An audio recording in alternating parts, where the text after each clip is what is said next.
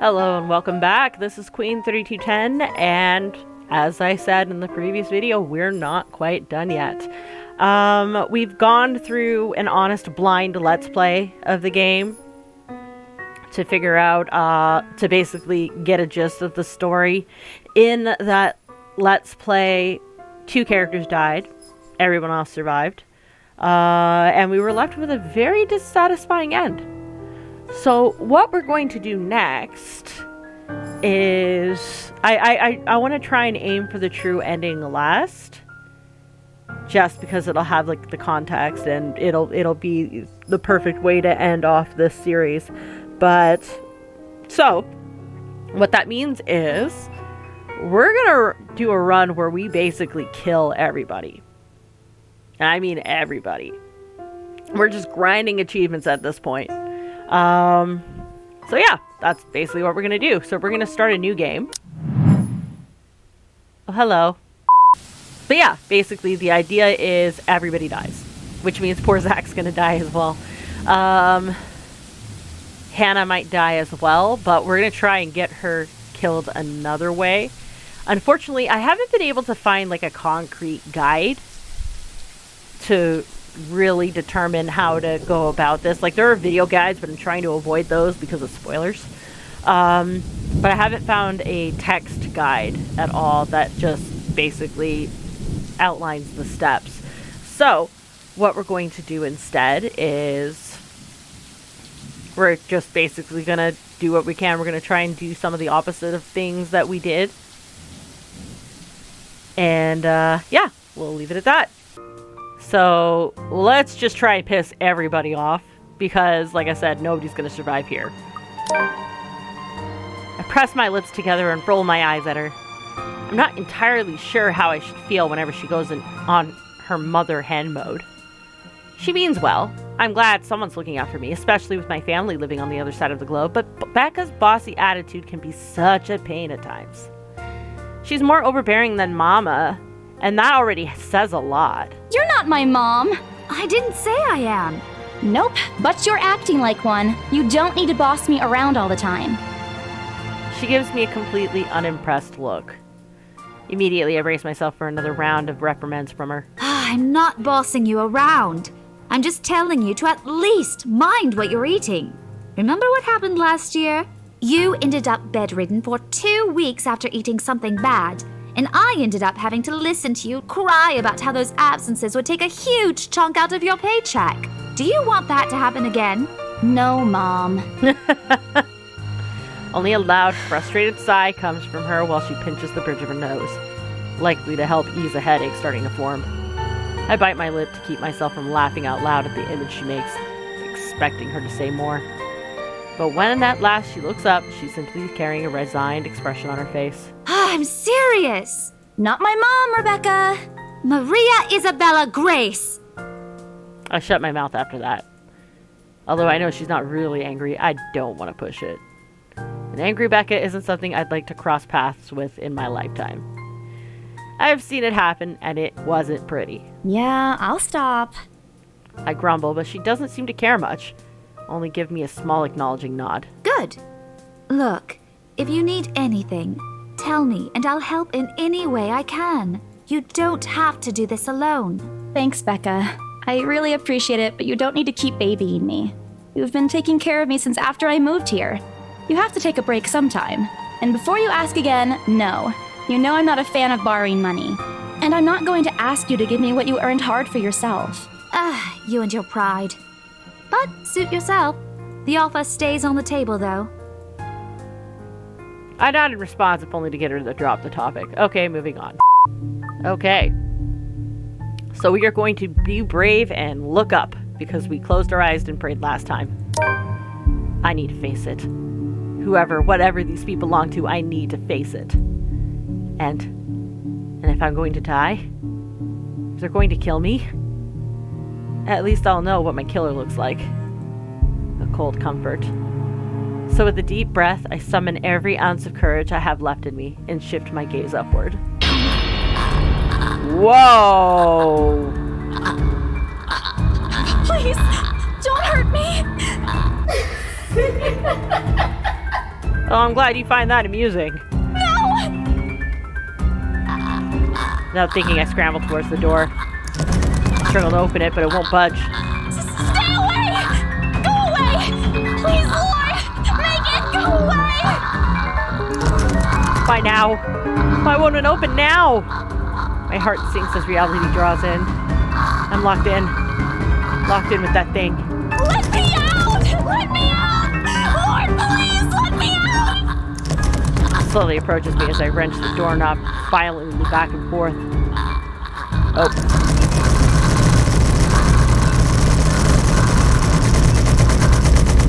Yes! The door finally swings open, and I couldn't have been happier.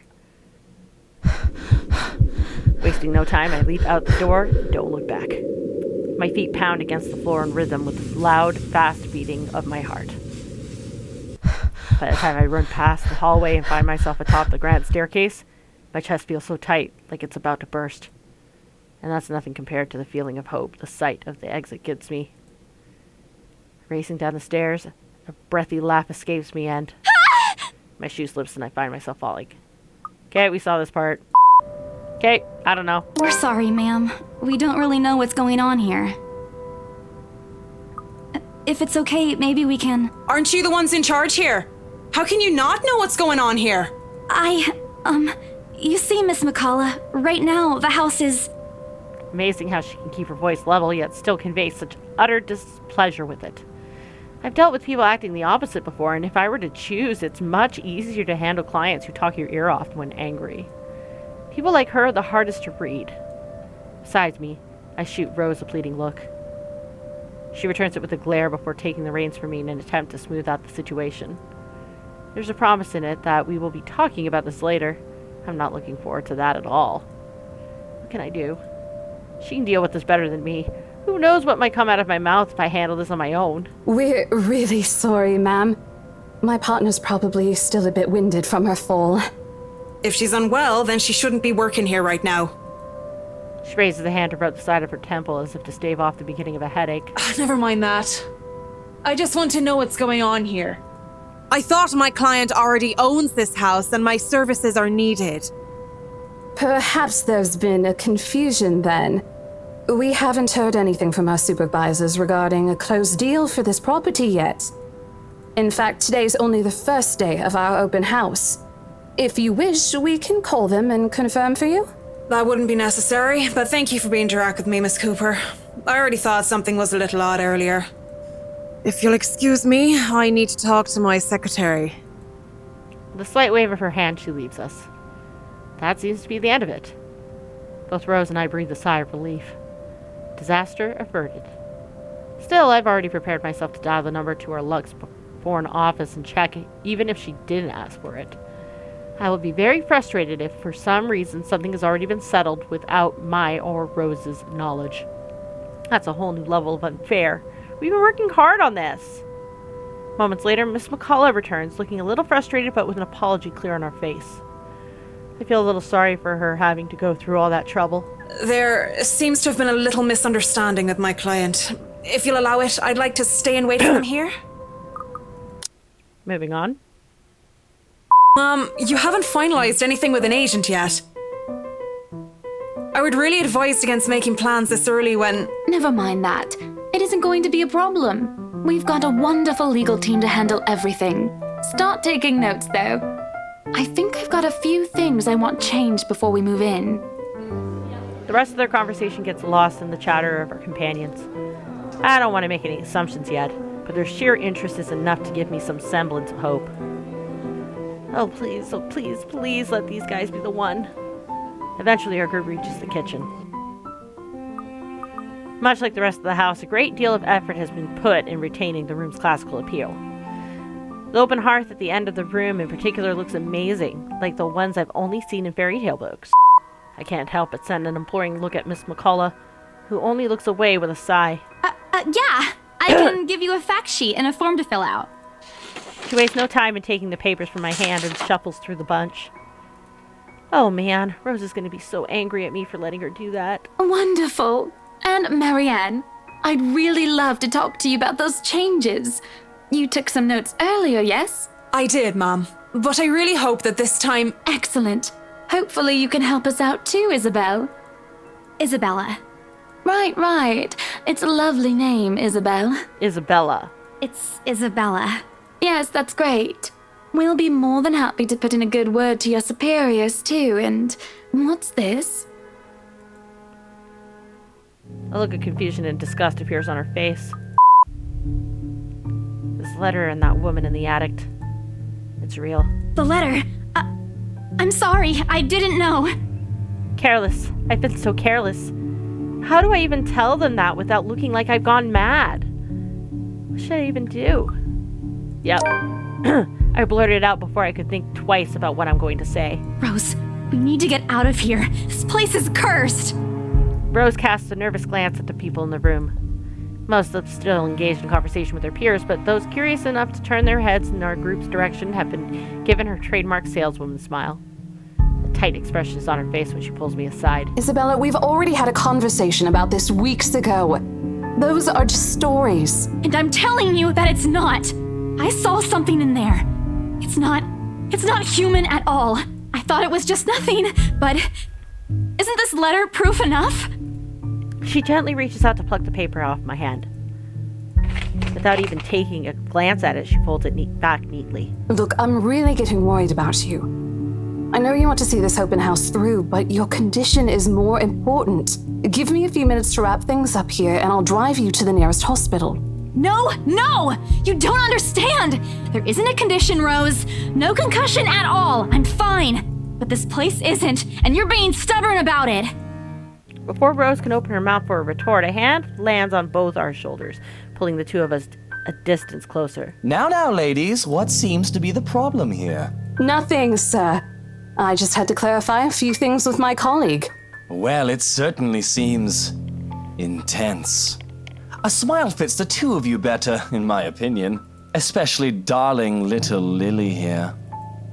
He gives my shoulder a gentle squeeze while an inscrutable smile spreads across his face. It's Isabella, sir. Of course. But my point still stands. And with two beautiful ladies here, I'm sure. And I'm sure little Lily here would certainly appreciate it if you remove your pretty hands from her, darling. Oops. Pressure on my shoulder lifts as soon as those words leave his wife's lips, while the scowl on her face is like a splash of cold water on me. It is also impossible to miss the displeased frown of Miss McCullough's face. The realization that we might lose the sale because of my outburst instantly dawns on me. Rose will be beyond pissed. I think I need to step out for a while. I'll be back. Bowing my head, I mutter a quick apology and gather my stuff to make a quick exit. Doesn't matter if this place is haunted or not. I've caused trouble, and Rose can be quite unforgiving of behavior like this. I'm almost at the door when she catches up to me. Isabella, wait! The apprehension must have been quite obvious on my face because her expression instantly shifts to something gentler. Eyes softer, a fond smile spreading on her lips. Hey, I'm not angry. I know. I'm sorry I ruined this for you. Come on, you didn't ruin anything. It's not like we haven't ran into any problems before. If we don't get a deal today, we can always try on a different day. And look. She hesitates, completely trailing off before shifting her gaze down to her hands. Small gesture to stall. Her fingers are fiddling with a piece of folded paper. It's that stupid letter again. My hands stiffen when she gives it back, but I take it nevertheless, more as an automatic response than any desire to have it back. I'll throw it away if I can. I owe Rose a big apology. I hope she likes free donuts. You don't seem too happy about it. I am happy. Doesn't this look like a happy face to you? Really? And here I was thinking you found another one stuffed in the sofa. Or is it the wardrobe this time? He meant that as a joke, but how close it is to the truth made my blood run cold and my own heartbeat a heavy weight in my chest. All at once, the letter in my bag feels a whole lot heavier, burdened by my own guilt and apprehension. Yeah, well, things happened. Stuff the right couple might not be pleased about. No need to make a fuss about it. It's normal in the business. You made them angry? Not angry, just stuff happened. Like? Things. Did they do anything? Your clients, the Wrights, was it? I can't answer that. At least not without revealing everything that took place in the attic. lied at him. I turn my eyes back to passing view outside. Maybe if I remain quiet long enough, he'll get the hint. Seriously, what happened? You're already assuming something happened. I'm not. It's what you said earlier, and that's why I'm asking. What did they do? They didn't do anything, all right? It's nothing. Work's just been stressful. My boss has been in a bad mood lately over a lost sale. Preparing everything for the open house has been tiring. And then there's the tour. You've seen how big the place is. I wish he'd just drop the subject and be done with it. It's not like he'll do something if I tell him. Outside, the sun has already started its descent, casting a vibrant orange glow on the tall buildings. I wonder how long before we reach the movie house. Zach's been pretty excited about this movie. I'd hate to ruin that for him. But right now, I just want the day to be over. Just so you know, people we interrogate often avoid our eyes when they're hiding something. I'm not hiding anything! I didn't say you were. Then why are you still asking about it? Your face is a lot more expressive than you think. Can you please just drop it? My voice comes out harsher than I've intended, and I immediately regret having taken that tone with him. As one would expect, Ash is taken aback but recovers quickly. An uncomfortable silence settles in the car while I find myself wishing I hadn't snapped at him like that. Stupid, stupid, stupid Isabella. It's the first time in months you get to spend time with your friends and you were already messing things up. Sorry, I didn't mean to yell. And he responds with nothing more than a nod, and I take that as his way of dropping the topic. For now. If the way his jaw tightens is a sign of what he still thinks about the matter. I just hope I can give him a proper answer next time. Time passes quickly between us in this manner, and before I know it, we're already at the movie house. In fact, having our boss sign the agreement is the easiest since it has put him in a better mood to the entire office's relief. Ma'am Hannah calls me over the moment she notices my presence at the lounge door. Her lips are twisted in a frown. She doesn't seem particularly happy to see me, and I'm not surprised. Who wouldn't be? I almost created a scene. Mr. Wright, however... Why, if it isn't the little Lily? I trust you're feeling well now. It's Isabella, sir, not Lily. I appreciate your concern. I'm feeling better now. I really don't understand why they can't get my name right. It's a fairly common name. Shouldn't be too hard to remember.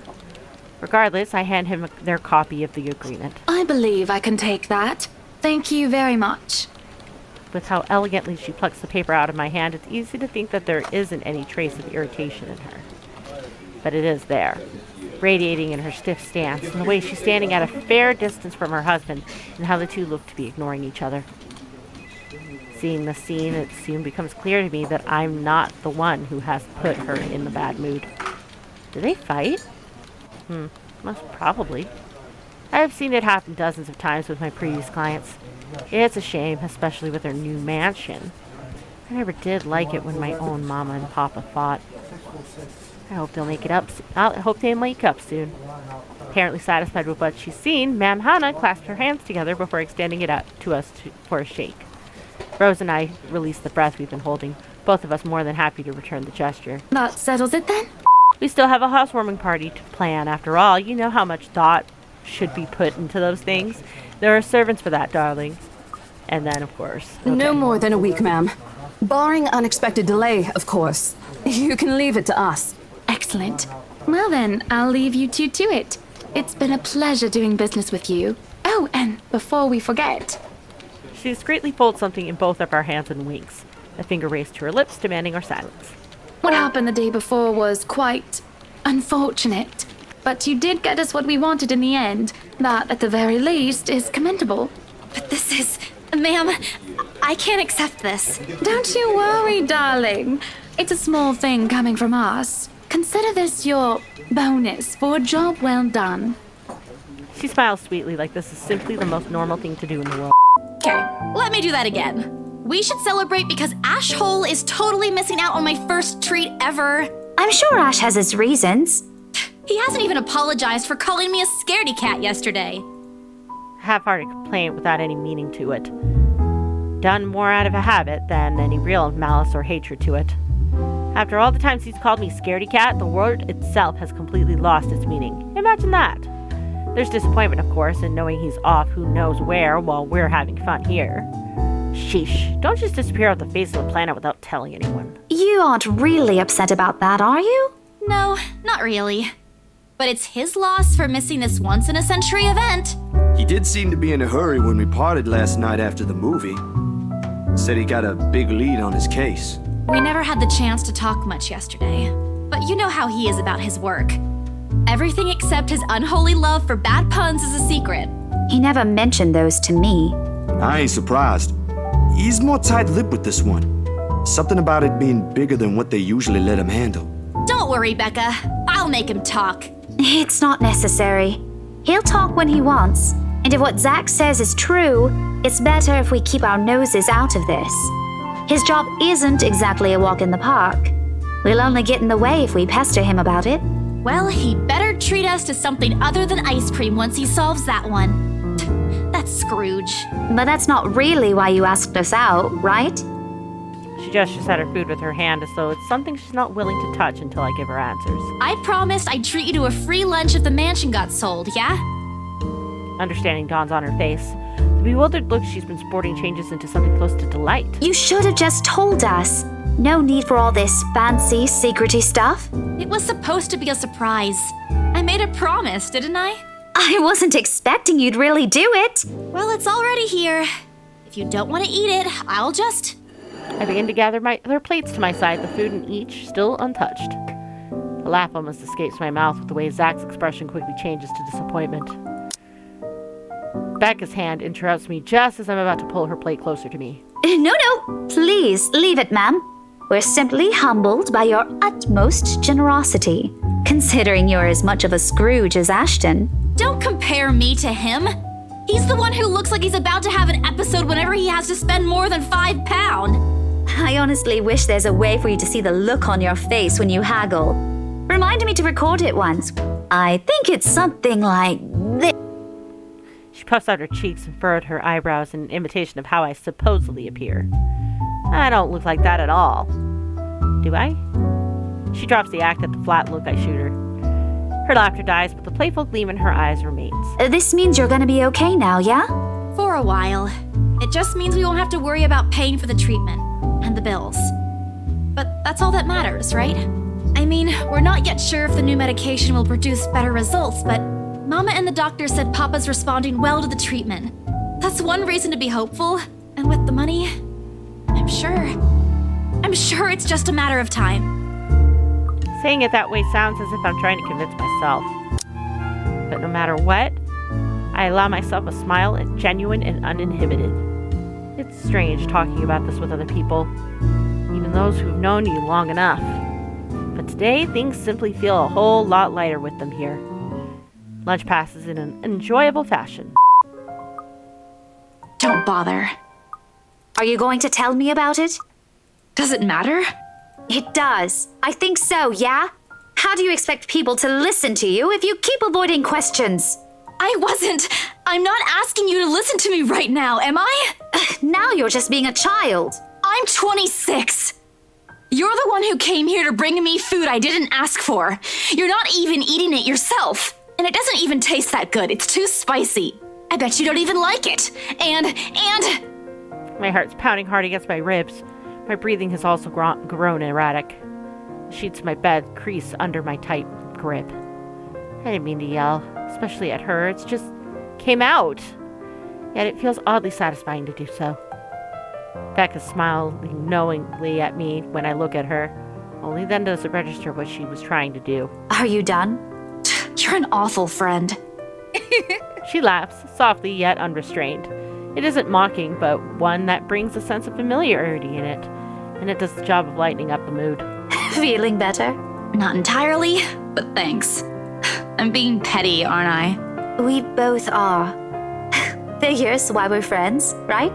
So, are you going to tell me about it? What's the point? Isabella, the point is... Yesterday! I spoke about it yesterday, didn't I? But nobody believed me. I kept repeating and repeating and repeating myself, but none of you took my word for it. Because none of it sounds realistic. Yet you're here asking about it. What do you really want? Because I need to know where you're coming from. We fall silent, both of us coming to the same realization that we're going nowhere if we keep shouting at each other like this. With a sigh, Becca reaches for the letter on the table. She inspects it in the same manner one does with something fragile, holding it with all the care in the world. Her stare lingers on the message printed on it.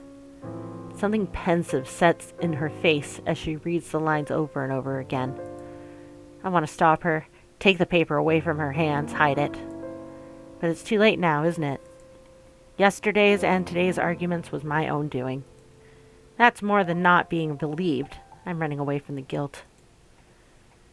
From the idea that I've put my own friends in danger. That I'm afraid to do anything about it. I'm using my own anger to hide my own fears about myself. I'm a coward. Tell me.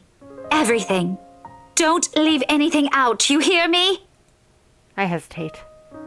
Becca's far from a person who'd believe in such things yet. You really want to hear it? She nods. I tell her everything, from the moment I arrived at the mansion, my search for Rose, and what I saw. I smile. You are such a big baby. Move over. I know how we'll fix this. She motions for me to scoot, and I do so, though not without a scoff. Typical Becca, a teacher through and through, regardless of where she is. Then, without notice, she puts my head in her lap. I freeze. What are you doing? Singing you to sleep like the big baby you are.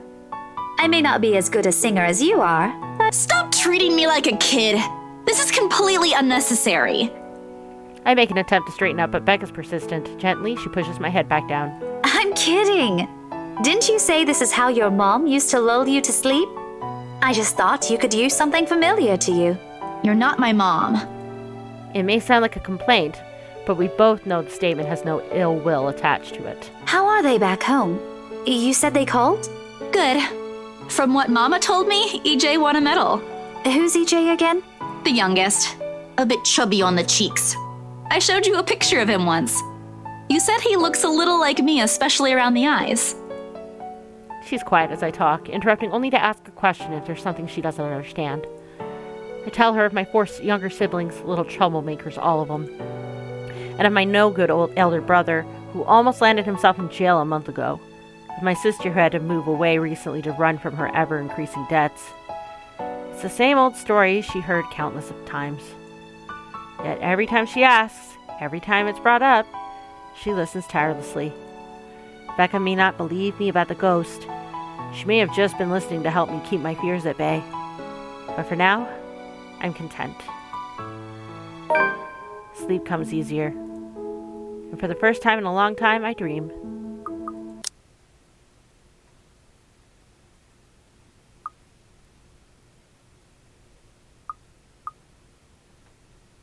I'm sorry. Did my cat hurt you?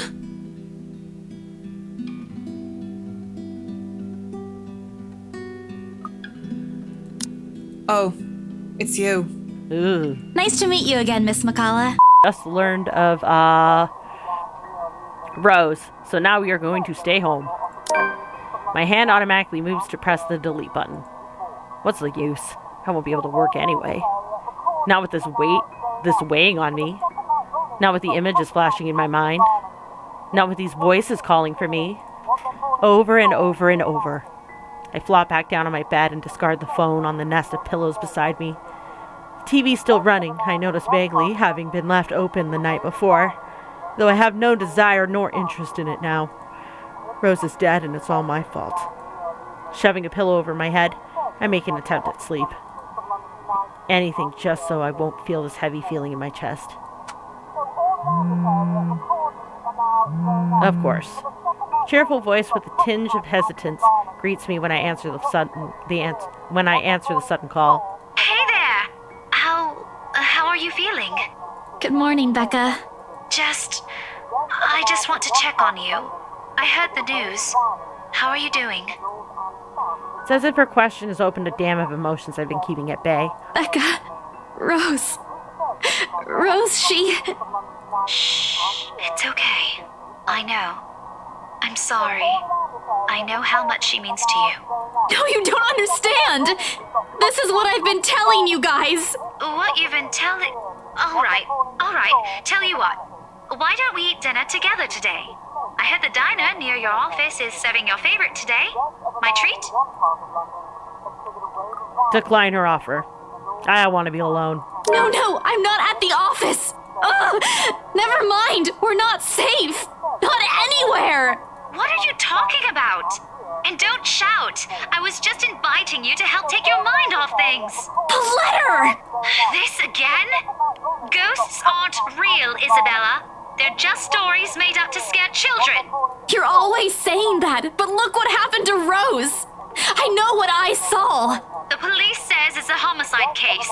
Didn't you see what's in her room? That's not something another human being would do. Come on, Rebecca. You have to believe me this time. Isabella, I know you're in shock, but you have to wait for the authorities' findings. You can't just make assumptions based on some stupid letter you picked up somewhere. You're still not going to believe me, even if someone else already died, no? You know that's not what I'm trying to get at. Yep, everybody is like down. Oh wow, Marianne really hates me. Welp. What if Zach comes next? Or Ashton? Or you? Did you see what she did to Rose? We're all completely powerless against her, and you still won't listen! Isabella, enough already. Where are you anyway? At home? Of course you're at home. I'm coming over. Forget it. The same. They're all the same no matter how much you warn them. I let the phone slide off my grip and turn my attention to the news. Never mind that Becca's still on the line. She's never going to listen anyway. They never will. I'm all alone in this. At the end of the day, no matter how gloomy the headlines are, it's still a better... The Luxbon Police Department continues its search for the following reported missing people. Hold on a sec. Missing? Aren't they? Still, I've got to check. Frantic, I open my laptop. The loud tapping of my fingers against the keys fills the room for the rest of the day as I look through everything. The background about the place, its history from the current owners, a list of employees hired under BRC. The night has fallen. By the time I finish going through my copies of the documents and our database. And I'm right. Of course I'm right. BRC may have a lot of staff, they may have a lot of agents hired, but I'll remember those names anywhere. After all, they're also part of the crew who worked with us in preparing the mansion for the open house. Then the letters? No, that can't be. Hope it's not what I'm thinking. But Rose is... My train of thought gets cut when arms envelop me from behind. I couldn't help but laugh. When Becca says she's going to come do something, you can be sure she'll do it. You didn't have to come over, you know. You have classes tomorrow, don't you? And I'm sorry, okay? I didn't mean to yell. I just didn't want what happened to Rose to happen to you, Zach and Ashton. I wouldn't forgive myself. I think I figured out something too. Listen, Rebecca, sorry. I need to answer that. I've skipped work today. Rose is gone and my boss is probably beyond furious. No doubt that's him calling. She doesn't budge. Is she still angry? My phone's still ringing in the background. Rebecca? What's gotten into you? Oh, fuck.